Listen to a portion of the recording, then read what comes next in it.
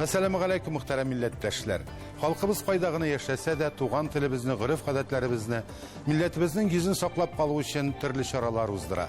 Olar bilen biz sizni de tanıştırıp barabız. Siz Tatarlar tapşırın qarıysız. Bugünkü programda. Şahıslar sahifesinde Tatarstan'ın xalq artisti Zinnur Nurmuhamedov. Jırga, jır sanatına bütün teni yanı bilen verilir. Bütün Türkiye dünyaga tanılgan Meryem Sultanova Akçurina. Meryem Sultanованың әтисе күренекле меценат Тимербулат Акчурин төзегән йортның ишек катында тарихи тамга сакланып калынган. İkinci Xalqara Musa Jalil okulları ədabi bəygisinə start verildi. Bugün bütün Dünya Tatar Kongressində şul uңайдан matbuat konferensiyası uzdu. Ул yazışı da, fotoressam da. Bir-iki foto düşürür için Qırımlığa işib bitər. Bir neçə dəstə foto düşürür için Altayğa şey bitər. Tatar kiləri həm transmuzika. Развивая некое сообщество органистов по всему миру.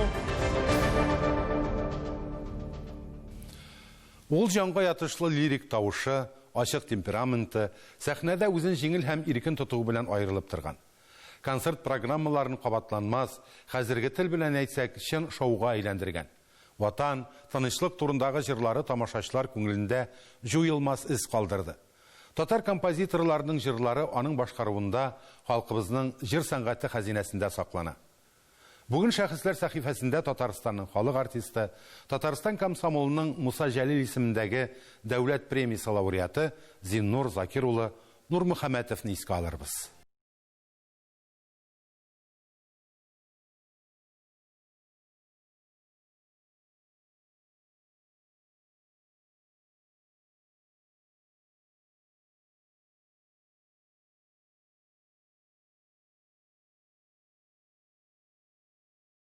Şirüzemin seyinişin, bəxtdir həm güyinişin, Kızlar yarına salvar.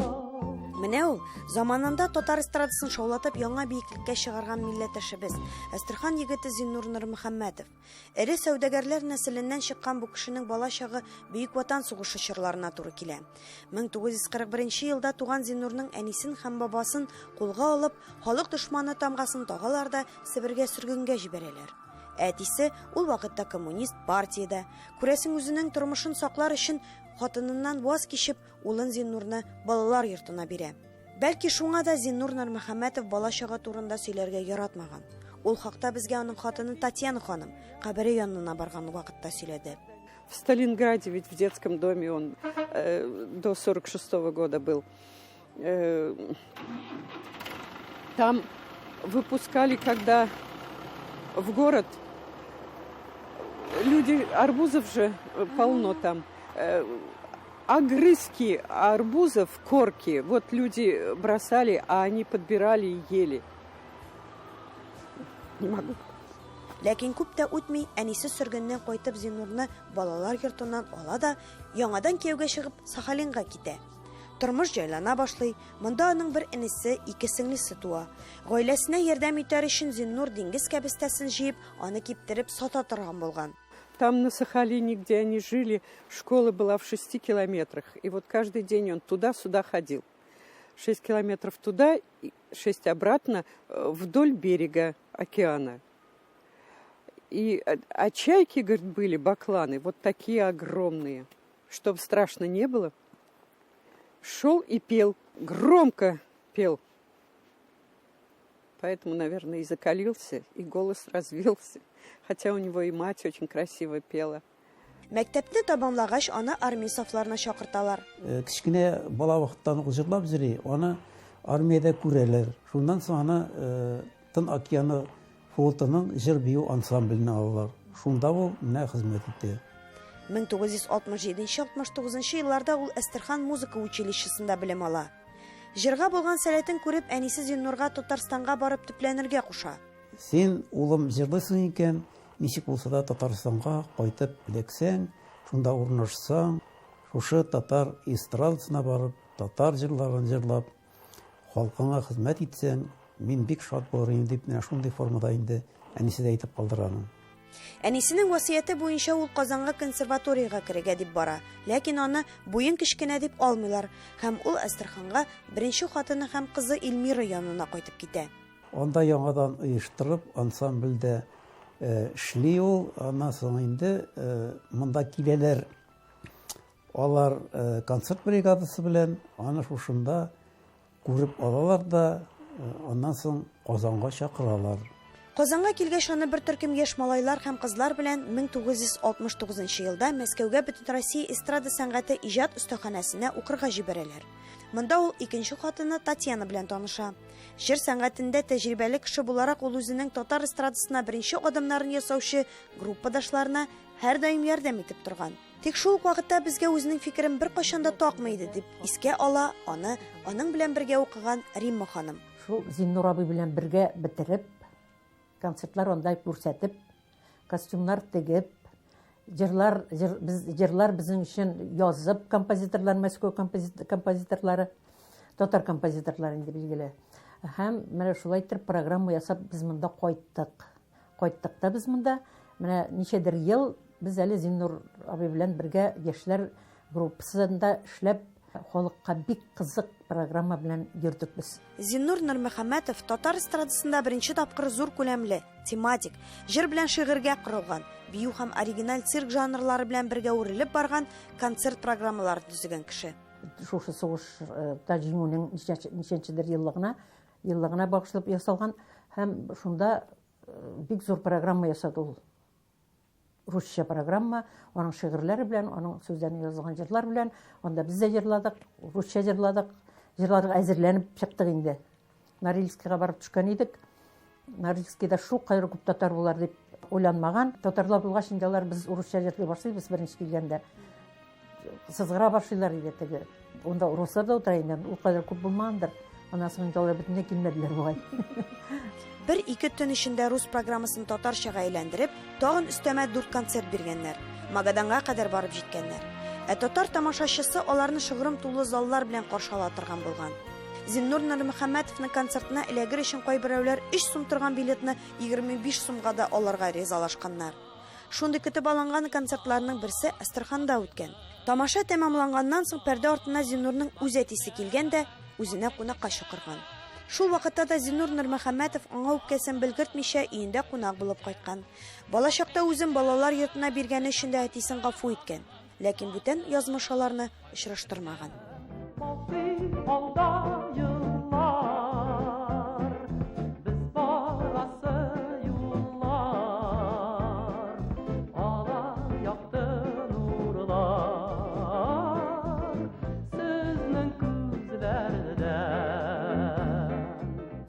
Зиннур Нурмөхәммәтовның татар эстрадасына керткән яңалыклары шактый булган. Шуларның берсе ул сәхнәгә хәрәкәтләр алып килде җырчылар арасыннан, эстрадага сәхнәгә хәрәкәт белән килде. Һәм ул хәрәкәтләр вакытында ул буш хәрәкәтләр, акланмаган хәрәкәтләр түгел иде. Алар акланган, ул образ эченә керә торган һәм сыя торган шундый хәрәкәтләр иде. Гомумән җырчы буларак бик зәвыклы эзләнүчән, ул русча күп сөйләшә иде, рус телендә аңлаша иде. Әмма ләкин җырлаганда бернинде акценты юк иде шәһәр баласы. Чөнки әби белән үскән һәм шул ук вакытта гади һәм примитив түгел иде. Ул җырчының инде булырга тиешлеген, татар эстрада җырчының инде булырга тиешлеген, татар кешесенең инде итәгатьле булырга тиешлеген, кешеләр белән аралашканда да ул аны һәр вакыт үзенең эчендә тотып шулай аралаша белә иде. 1991 елга кадәр Габдулла Тукай исемендәге Татар дәүләт филармониясендә эшләгән, иҗатта эзләнүчән һәм тыңгысыз Зиннур Нурмөхәммәтов соңгы сулышына кадәр үз эше белән янып яшәгән. Эшне ярата торган кеше иде. Даже вот уже кеш булмаганда да, ятып торганда да он продолжал учить новые тексты, новых песен. Халыкчан үзенең халкына хезмәт итәргә дип һәр вакытта атлыгып тора торган кеше инде ул. Омтыладыр ул менә шушы дөньяга, җырга, җыр сәнгатенә бөтен тәне яны белән биреләдер инде. Авыр балачагына карамастан, Зиннур әфәнде бик кешелекле, юмарт булган. Соңгы тиеннәрен мохтаҗларга биреп, бөтен кешегә ярдәм итәргә тырышкан. Ә хатыны Татьяна белән никахтан туган кызы Юляны ул чиктән ашып яраткан. Аның өчен җанын биреп яшәгән. 2003 елда арабыздан китеп барса да, аның нәселе дәвам итә. Җырлары һәм тавышы татар халкының күңелендә уелмас бер хәтер булып саклана.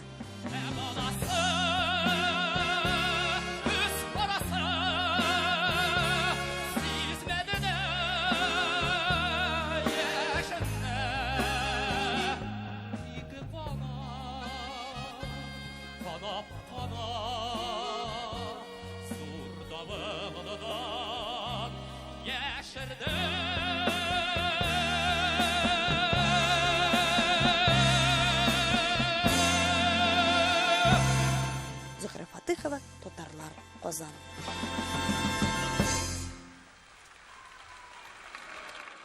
Милләт тарихында тирән із калдырган шәхесләр бихисап. Шулар рәтендә халкыбызның аң белем дәрәҗәсен күтәреп, күңелләрнең рухи үсешенә йогынты ясаучы хатын-кызлар да бар. Уфада гомер итеп зур эшләр эшләгән күренекле меценат, журналист, мәгърифәтче, заманнан алда атлаучы Мәрьям Солтанова Акчурина. Аның исеме илебездә генә түгел, бөтен төрки дөньяга билгеле. Узган елда аның туына 160 ел тулды. Шул уңайдан Башкортстанда яшәүче милләттәшләребез төрле чаралар оештырды. Гомерен изгелек кылуга багышлаган Мәрьям Солтанова тормышына хәбәрчебез Миләүшә Латыйпова күз салды.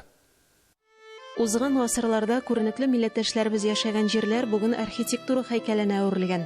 Уфаның Тукай урамында урнашкан йортта Русиядә беренче хатын-кызлар хәйрия җәмгыятен оештырган мәгърифәтче Мәрьям Солтанова Акчурина торган. Былтыр биредә Токтаташ ачылды.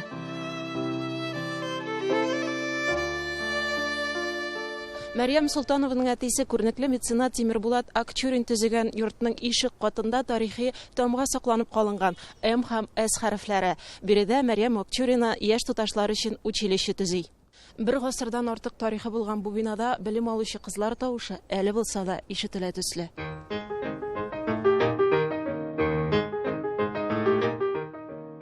Хатын кызларның хукукы булмаган чорда Мәрьям Солтанова гүзәл затларын йөрәкләренә мәгърифәт орлыклары сала. Кыз балаларга яңа методик буенча дини һәм дөньяви фәннәр өйрәтелә башлый. Хәйриячелек белән шөгыльләнүче олы йөрәкле шәхес милләтне, динне аермыйча ятим балаларга ярдәм кулы суза. Аларны урамнардан җыеп, тәрбияләп, белем биреп, зур тормышка әзерли. Bütün şurada yatkан batınların uğraklarına bağışlar. Бүген кешелек кыйммәтләре буталган чорда милләт тарихында тирән эз калдырган шәхесләребез исемнәре онытылып бара. Әмма аларның халыкка кылган хезмәтләрен хәтергә төшерергә теләүчеләр бар. Шулар рәтендә Берлек оешмасы җитәкчесе Нәфисә Акчурина, ул Мәскәүнең мөселман зиратында күмелгән Мәрьям Солтанова каберен эзләп табып, тарихи мәгълүматларны барлый. Мәгърифәтчелек белән шөгыльләнү ул әлеге вакытта тарих өйрәнмәгән кешеләргә. Без бит инде өйрәнгән кеше түгел тарихны.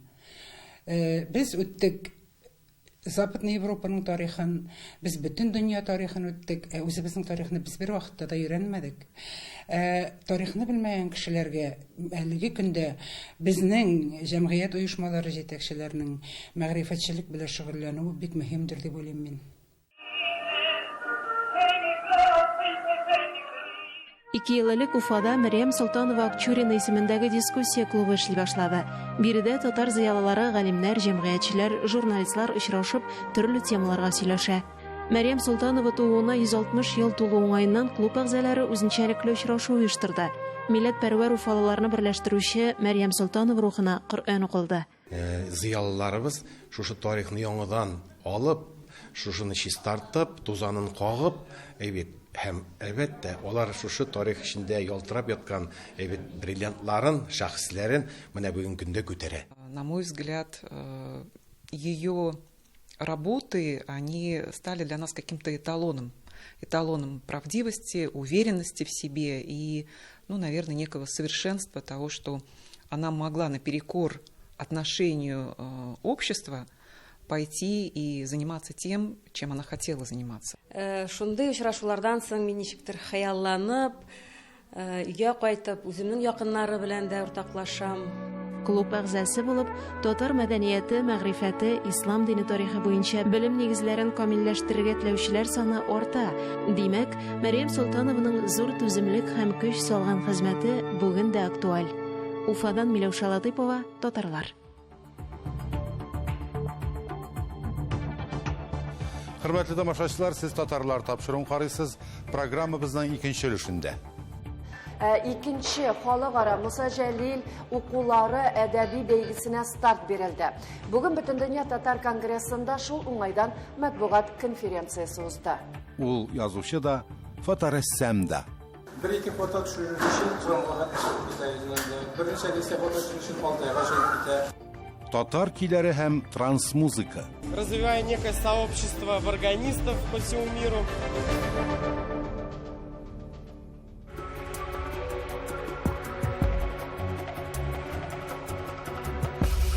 Hörmətli tamaşaçılarыбыз, Qozanda узган тагын bir вакыйга хакында әйтмичә мөмкин түгел. Инде белгәнегезчә, 2019 елның 1 октябрында 2 Халыкара Җәлил укулары әдәби бәйгесенә старт бирелде. Бүген Бөтендөнья татар конгрессында шул уңайдан матбугат конференциясы узды. Бу бәйге ел буена бара. Үйешеп көрәш башлана октябрь аеннан.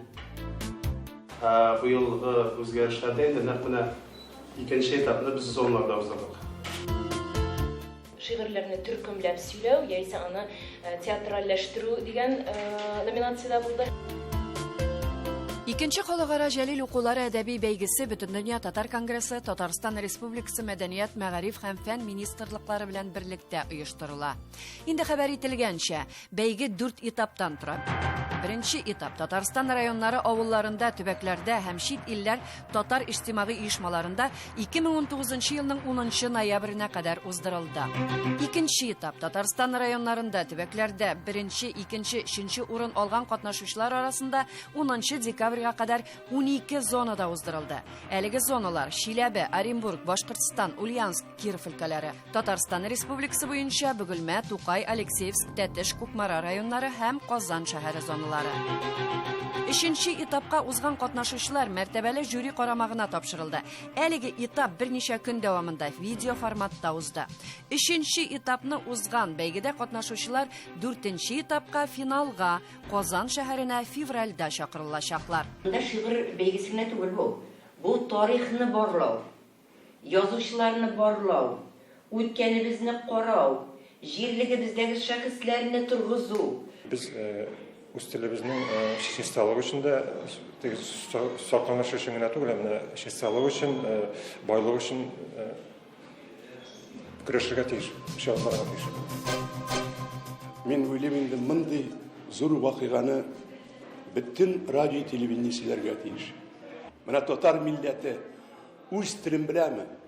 Үз сәнгатен, шигъриятен, язучыларын беләме? Гомумән татар мөхите нәрсә икәнен күрәсең килсә, менә шул балаларның чыгышларын кара.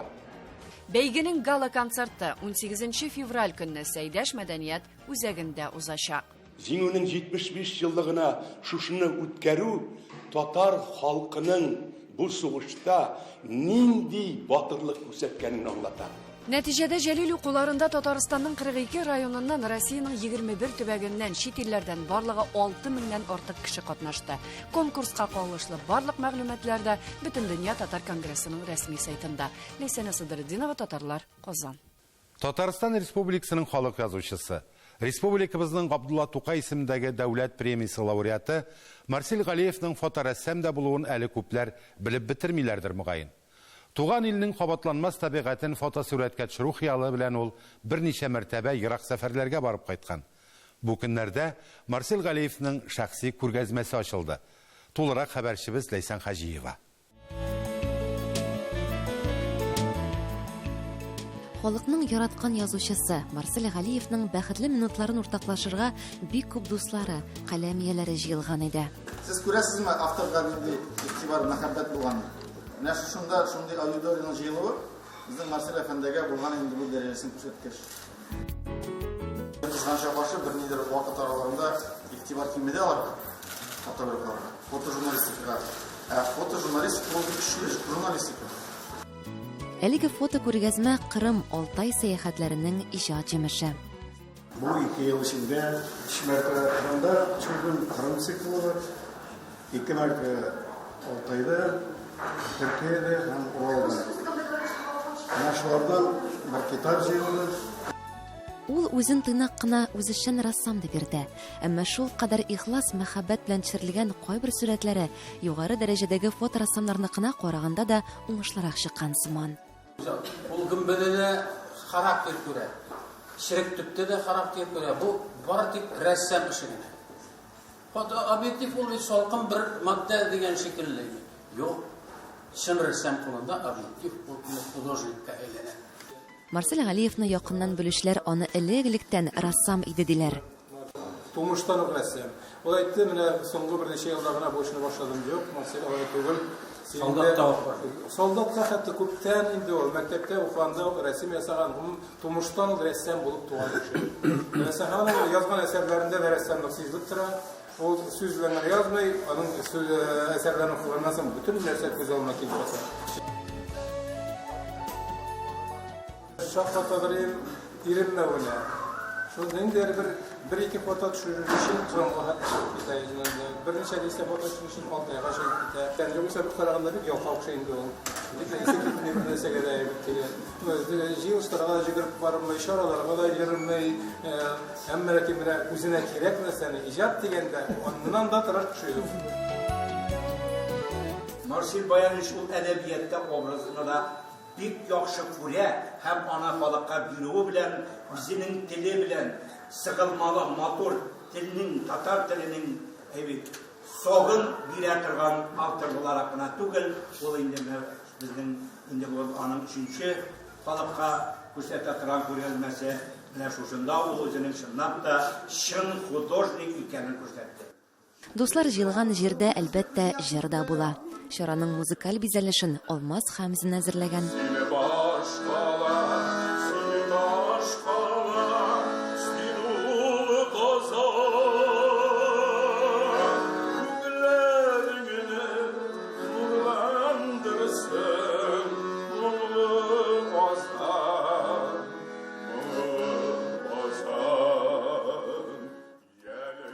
Аннан күргәзмәгә күчтеләр. Марсель әфәнде һәр сурәт турында үзе сөйләп барды. Ул интерес ушый үземә Азраил менә бу. Кеберс ялып ята инде.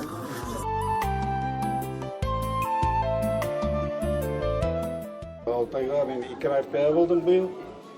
Җәкәне һәм көскәдә булдым. Менә шунда тауларга менеп, табигатьне карап, Алтайның Монголия шегенә кадәр барып төшүрүп кайттым инде. Мен бу төшүргән күргән әйберләр 1% гына дип уйлыйм Алтайның. Алтайны күреп бетереп мөмкин түгел. Аның моторлыгы, андагы табигать байлыгын сүрәтләп бетерә торган түгел. Менә шундый. Әйе, таулар, урманнар, очсыз, кырыйсыз туган илебезнең гүзәллеге. Күргәзмә Татмедиа агентлыгында эшләүче күп санлы каләм ияләре өчен күзләрне иркәләүче илһам чыганагына әйләнер мөгаен. Лейсан Хаҗиева, Татарлар, Казан. Мәскәүдә узган Дөнья халыклары музыкасы 15нче музыка фестивалендә Татарстаннан Рагустас этнотөркеме катнашты.